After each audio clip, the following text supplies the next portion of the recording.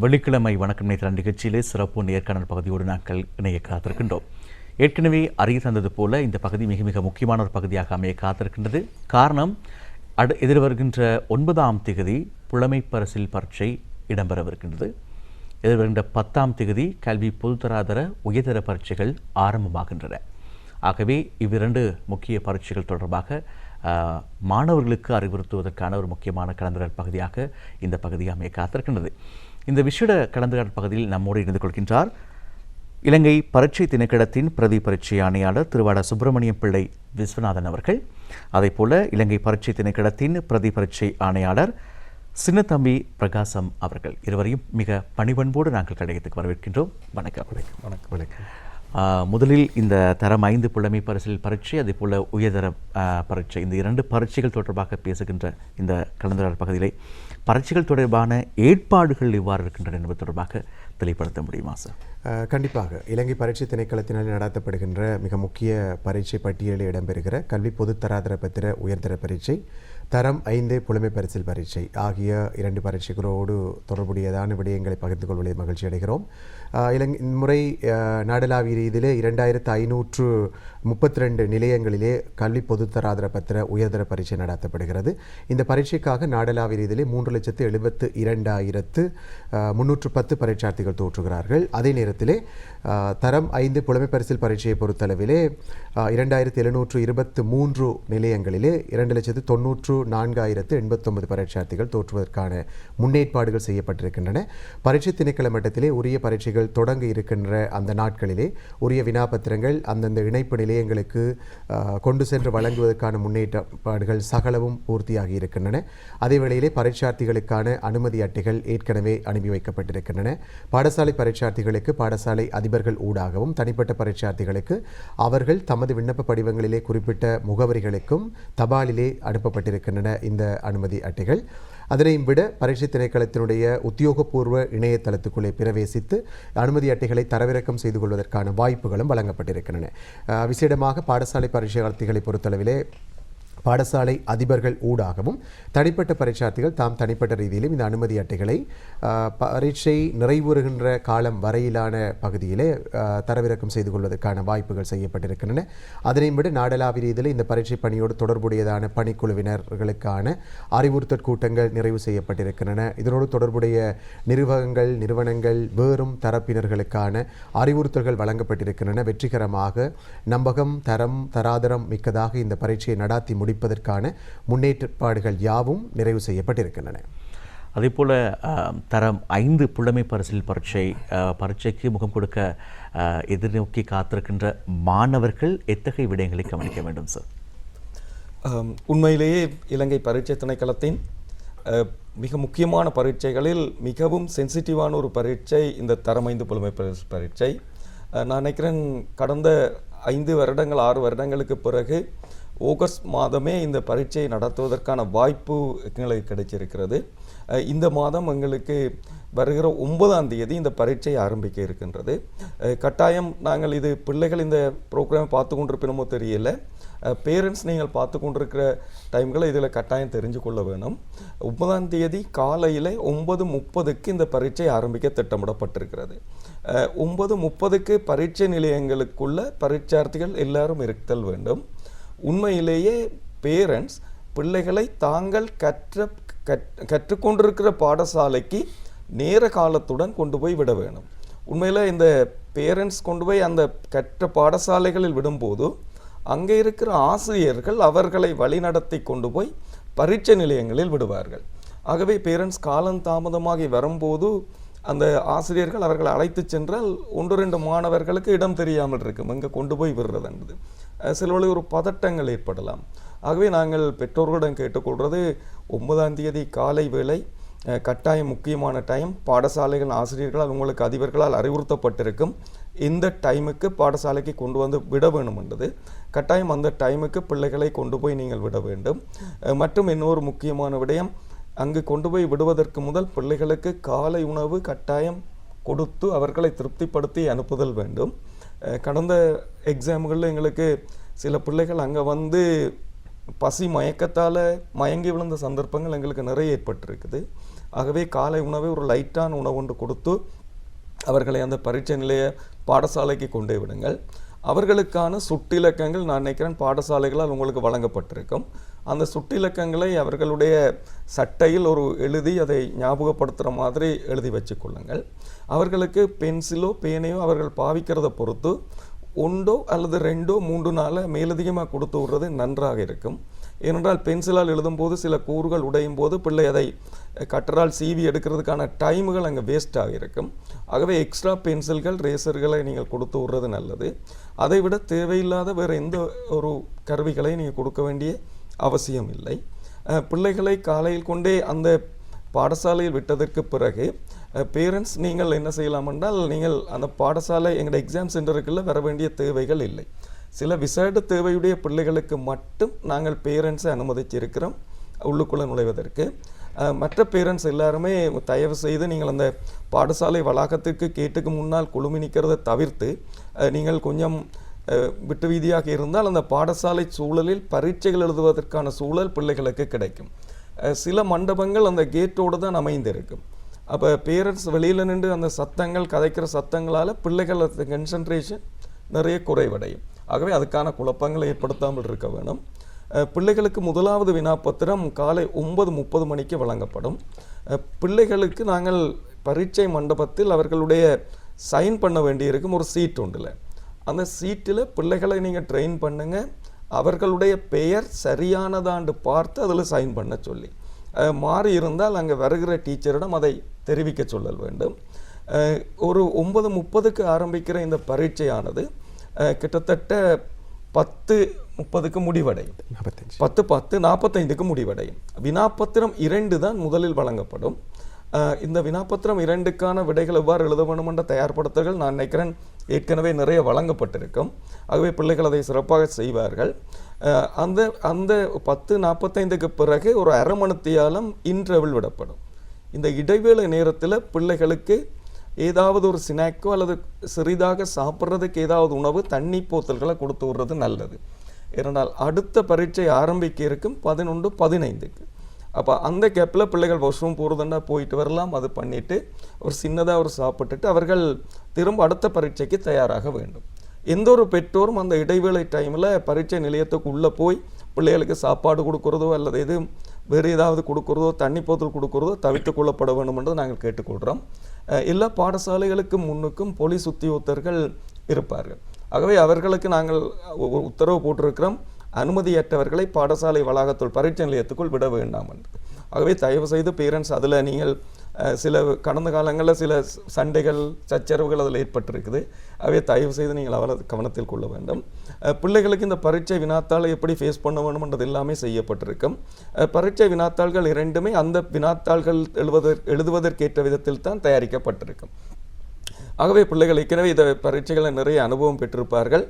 பிள்ளைகளை நீங்கள் ட்ரெயின் பண்ணி அனுப்புங்க. ஏதாவது கேள்விகள் அவர்கள் புரியவில்லை என்றால் அவற்றை விட்டுட்டு அடுத்தடுத்த கேள்விகளுக்கு அவருக்கு மூவ் பண்ணி கொண்டு போகிறதுக்கான பழக்கத்தை ஏற்படுத்தி கொள்ளுங்கள். வினாத்தாள்களில் எல்லா இடங்களிலும் அவருடைய சுட்டிலக்கங்களை எழுத சொல்லுங்கள். அவர்களை கொண்டு போய் ஒரு டேபிளில் இருத்துப்படும். ஆசிரியர்கள் அந்த கதிரை மேசையில் இருத்துவார்கள். அந்த மேசையில் ஒரு சுட்டிலக்கம் போடப்பட்டிருக்கும். அந்த சுட்டிலக்கமும் அவர் தன் டக்கில் இருக்கிற சுட்டிலக்கமும் சரியானதை ஒருக்கா செக் பண்ண சொல்லுங்கள். நாங்கள் எங்களை பணிக்குழுவினருக்கு இந்த அறிவுறுத்தலை கொடுத்திருக்கிறோம். மாணவர்களும் தங்கள் ரீதியில் இதை செக் பண்ண வேணும். சுட்டிலக்கங்களை எழுதும் போது ஆறுதலாக சரியானது ஒரு சுட்டிலக்கத்தை அவர்கள் எழுத வேணும். பிள்ளையான சுட்டிலக்கங்கள் எழுதும் போது எங்கள் பெறுபேறுகள் வெளியிடுறதில் சில தாமதங்கள் ஏற்படும். ஆகவே பிள்ளைகள் இந்த ஏற்பாடுகளை பேரண்ட்ஸ் நீங்கள் கட்டாயம் செய்யணும். பிள்ளைகளுக்கு 11:15க்கு ஆரம்பிக்கிற எக்ஸாம் எங்களுக்கு ஒரு மணித்தியாலத்தில் முடிவடையும். 12:15க்கு முடிவடையும். அந்த டைமில் பேரண்ட்ஸ் பிள்ளைகளை ரிசீவ் பண்ணி கொண்டு போகிறதுக்கு ஏற்பாடுகளை நீங்கள் செய்திருக்கணும். சில பிள்ளைகளுக்கு பேரண்ட்ஸ் கூட்டி கொண்டு போக முடியாமல் எங்களோட பணிக்குழுவினர் பேரண்ட்ஸ் வரும் வரையும் அதில் நிற்க வேண்டிய தேவை ஒன்று இருக்கிறது. அவர்கள் வினாப்பத்திரங்களை விடைப்பத்திரங்களை கொண்டு வந்து ஒப்படைக்க வேண்டிய தேவையும் இருக்கும், பிள்ளைகளை பாதுகாக்க வேண்டிய தேவையும் இருக்கும். பேரண்ட்ஸ் நீங்கள் அந்த இடங்களை நீங்கள் கொண்டு போகணும். இன்னும் ஒரு மிக முக்கியமான விடயம், இந்த பிள்ளைகள் பரீட்சைக்கு முதல் நாள் பிள்ளைகளை இரவாக படிப்பிக்கிறத தவிர்த்து கொள்ள வேணும். என்றால் எங்களுக்கு கடந்த வருடம் ஒரு பிள்ளை காலையில் தூங்கிட்டுது எக்ஸாம் ஹாலில். என்னென்னு கேட்டால் இரவு 12 மணி வரையும் வீட்டில் ட்ரைனிங் கொடுத்துருக்காங்க. பிள்ளை காலையில் 4 மணிக்கு எழும்பி இருக்குது. அப்போ பிள்ளையால் தொடர்ந்து அந்த பரீட்சையை வினைத்திறனாக செய்ய முடியல.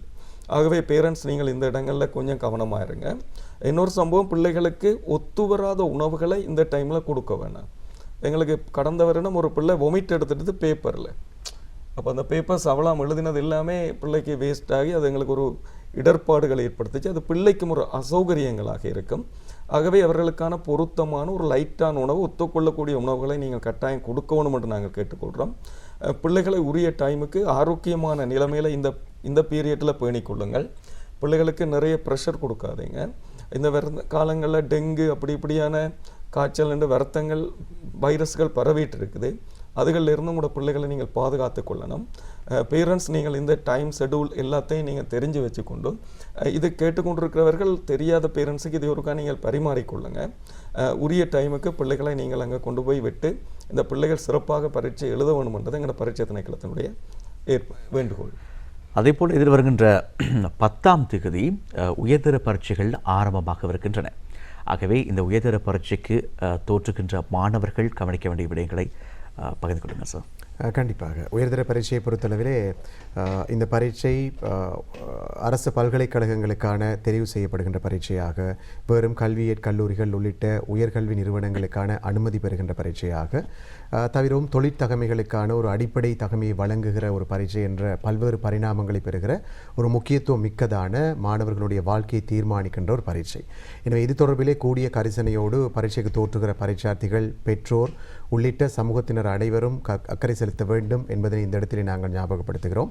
விசேடமாக பரீட்சார்த்திகள் அறிந்து கொள்ள வேண்டிய, கவனத்திற்கொள்ள வேண்டிய விடயங்கள் என்று பார்க்கிற பொழுது, நீங்கள் பரீட்சைக்கு செல்லுகிற பொழுது கொண்டு செல்ல வேண்டியதான பொருட்கள் தொடர்பில் கூடிய கவனம் செலுத்த வேண்டியிருக்கிறது. ஏனென்றால் கொண்டு செல்ல வேண்டிய, கொண்டு செல்லக்கூடாது என்ற 2 பட்டியலை பற்றி இந்த பரீட்சார்த்திகள் அறிந்து வைத்திருக்க வேண்டும். ஏற்கனவே பல்வேறு ஊடகங்கள் ஊடாக நாம் பாடசாலை அதிபர்கள், ஆசிரியர்கள் மற்றும் வேறும் வெகுஜன ஊடகங்கள் ஊடாகவும் கூட அறிவுறுத்தி இருக்கிறோம். உண்மையில் பரீட்சைக்கு தோற்றுகிற பரீட்சார்த்தியை பொறுத்தளவிலே அவருக்கு தன்னுடைய ஆளடையாளத்தை உறுதிப்படுத்துகிற ஒரு ஆவணமும் அவருக்குரிய அனுமதி அட்டை, இந்த 2 மிக முக்கியமானது.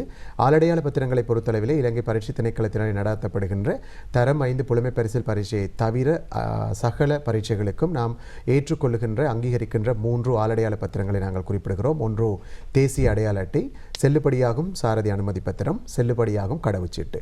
இந்த 3இல் ஒன்றை கண்டிப்பாக பரீட்சைக்கு தோற்றுகிற பரீட்சார்த்திகள் சமர்ப்பிக்க வேண்டியிருக்கும். சில நேரங்களிலே ஏதேனும் காரணத்தினாலே எவரேனும் பரீட்சார்த்திக்கு இவற்றுள் ஒன்றை சமர்ப்பிப்பதில் ஏதேனும் இடர்நிலைமைகள் இருக்குமாக இருந்தால் அவருக்கு பரீட்சை பெறுபேறுகள் இவற்றில் ஒன்றை சமர்ப்பிக்கும் வரையிலே வெளியிடப்பட மாட்டாது என்பதனை பரீட்சார்த்திகள் உள்ளிட்ட அனைத்து தரப்பினரும் கவனத்திற்கொள்ள வேண்டிய தேவை இருக்கிறது.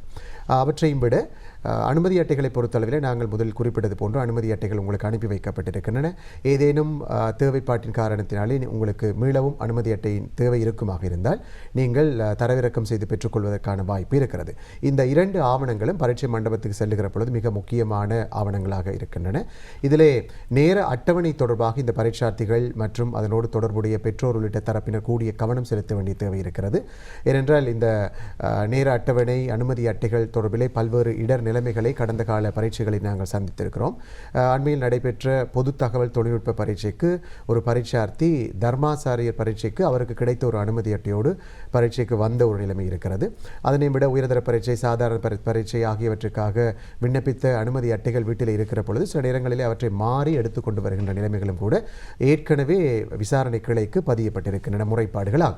எனவே பரீட்சார்த்திகள், குடும்பத்தினர் உள்ளிட்ட அவர்கள் இது தொடர்பிலே கூடிய கவனம் செலுத்த வேண்டியிருக்கும். பரீட்சைக்கு உரித்தான உரிய அனுமதி அட்டையோடு இவர்கள் பரீட்சைக்கு தோற்றுவது தொடர்பிலே கூடிய கவனம் செலுத்த வேண்டியிருக்கும்.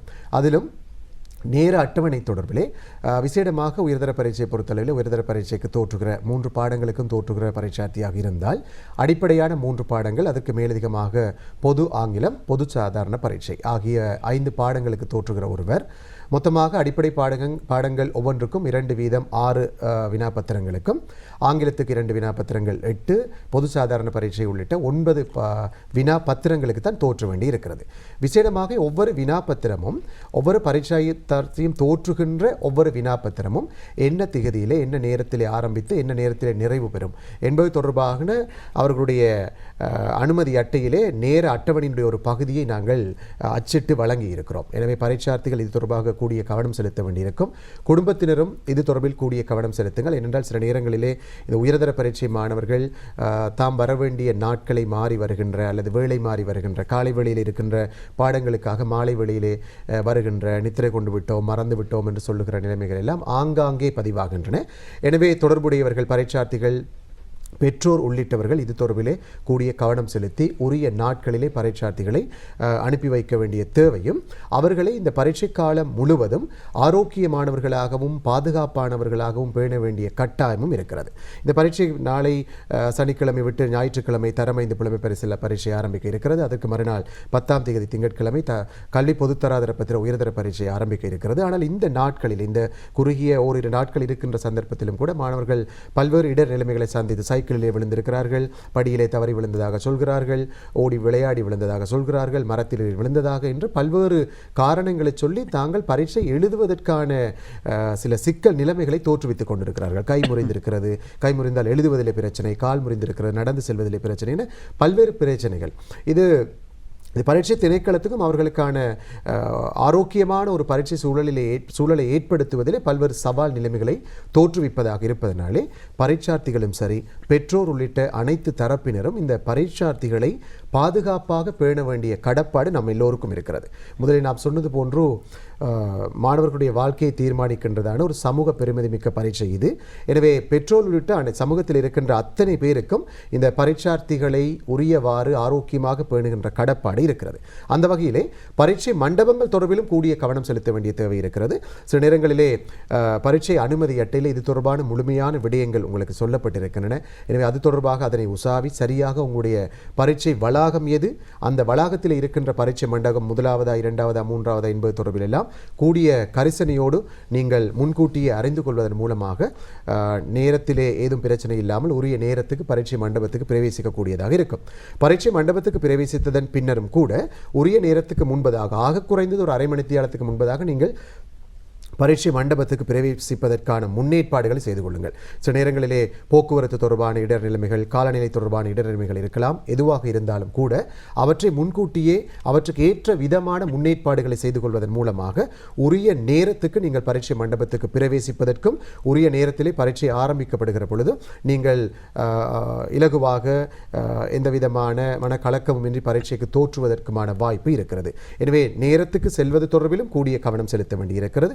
பரீட்சை மண்டபத்துக்கு செல்லுகிற பொழுது மிக கண்டிப்பாக நீங்கள் பரீட்சை மண்டபத்துக்குள்ளே கொண்டு செல்லக்கூடாததான பொருட்கள் தொடர்பிலே கூடிய கவனம் செலுத்த வேண்டியிருக்கும். அதை நாங்கள் சுருக்கமாக சொல்வதாக இருந்தால் ஒவ்வொரு பாடத்துக்காகவும் உங்களுக்காக அனுமதிக்கப்பட்ட பொருட்களை தவிர வேறு எந்த பொருட்களையும் கொண்டு செல்ல முடியாது.